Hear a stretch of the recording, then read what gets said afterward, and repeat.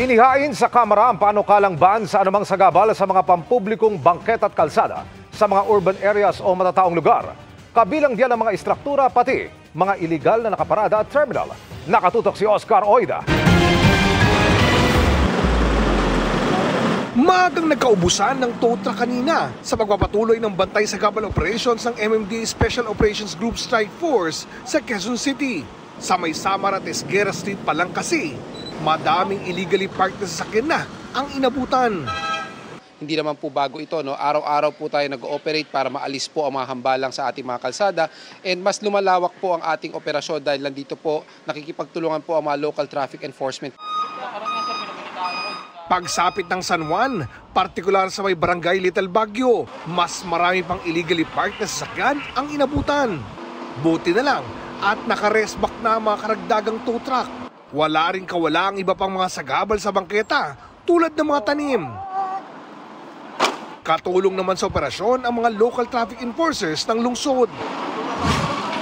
Sa araw-araw na lang, mga kaparehang paglabag ang na-encounter ng mga tauhan ng MMDA. Kaya sa Kamara, inihain ni Congresswoman Bernadette Barbers ang House Bill No. 933 o Sidewalks and Public Roads Use Act. Layo nitong linisin at i-regulate ang paggamit ng mga bangketa at pampublikong kalsada sa lahat ng urban areas.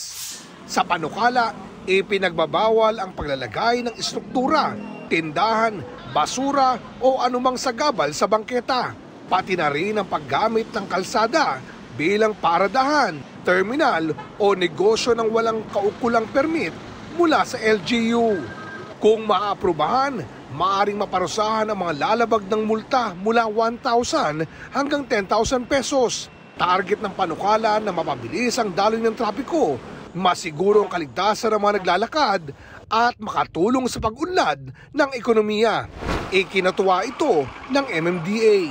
Definitely, malaking tulong po ito dahil ito po ay magbibigay ng emphasis, and also it will give a stern regulation when it comes to the usage ng ating mga sidewalk or mga bangketa. Mas magiging malawak at mas matibay po itong mga operasyon na ginagawa po natin.